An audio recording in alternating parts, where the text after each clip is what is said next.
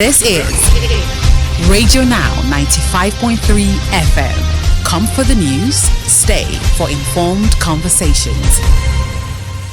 Reactions continue to trail the violence in Okuama community of Delta State.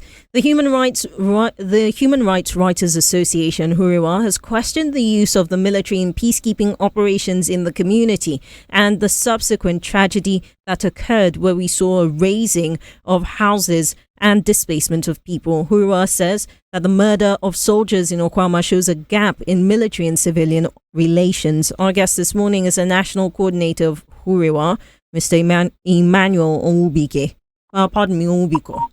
Hello, Mr. Onwubiko. Welcome to the conversation. Yes, good morning. Thank you for joining us. Can you expand a bit more on this point HURIWA has made, that the murder of these soldiers shows a gap between military and civilian relations? Oh, yes. Yeah, for quite some time, the military institutions, the hierarchy of those institutions haven't done a lot to bridge the gap, the conversations between civilians and the military. Yeah, because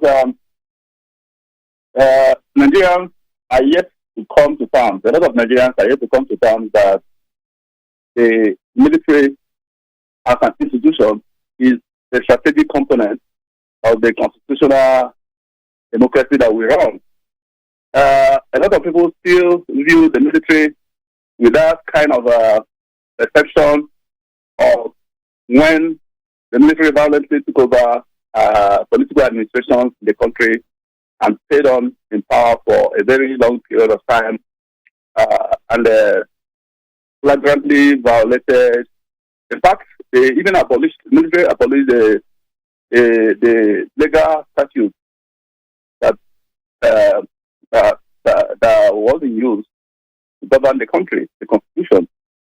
So, even though it's been over 21 years since democracy returned to Nigeria, a lot of Nigerians, the civilians, are not very much conversant with how to actually interface with the military. And the bulk of the responsibilities in trying to explain the role that the military play, within the society to stabilize the society and to secure the territorial integrity of Nigeria, to be in the hands of the military hierarchy, essentially. Then there are other institutions that have been set in place in the country that have done a lot of work, good work, trying to broaden the scope of conversations and dialogue between the military and the civilians.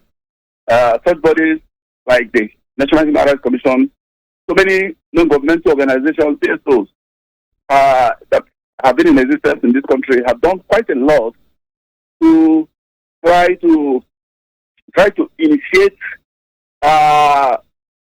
continuous conversations. Right. And, Mr. Onwubiko, for the sake of clarity, right, it seems like your call is focused on, and just what you're saying here, your call is focused very largely on just the existing relationships, whether or not it's a case where the military should be involved in what is civil matters or military matters, whatever the case may be.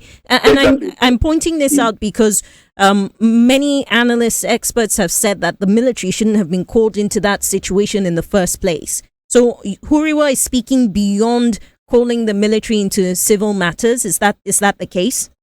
Yeah, that is the case. The responsibility to explain to Nigerians why the military got involved in that crisis, should fall squarely in the hands of the hierarchy of the military, but they have not done that. They haven't done that. And not a lot of sensitization is done to make Nigerians understand that there are conflicts that could arise, that those who are in charge of national security may deem it appropriate to draft any of those segments of the national security agencies, either the military, whether the DSS, the police, or primarily the task of law enforcement falls squarely with the Nigerian police force. But we have to admit also that a lot of conflicts do happen, that the police most times find it a little bit difficult to control and to check.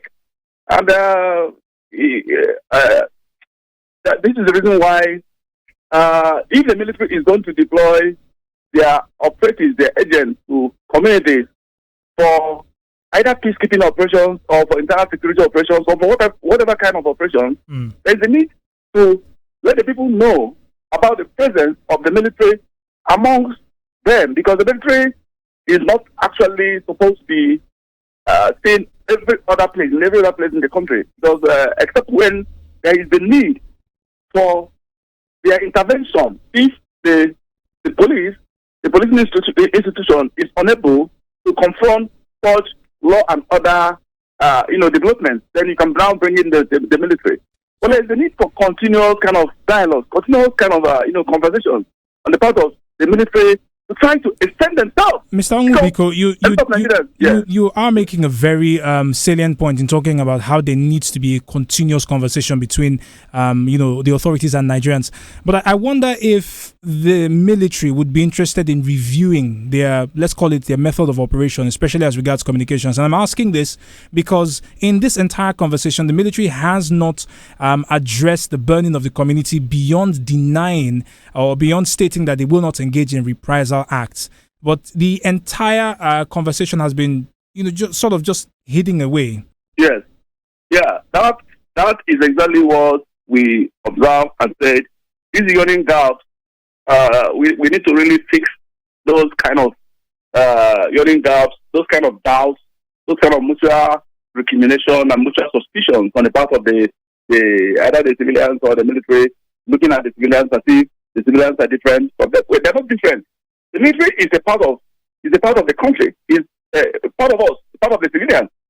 The military is just a job. It's just a kind of a profession of some of our people, some of our brothers and sisters that have decided that they want to join that particular career for some time to help to secure the territorial integrity of Nigeria.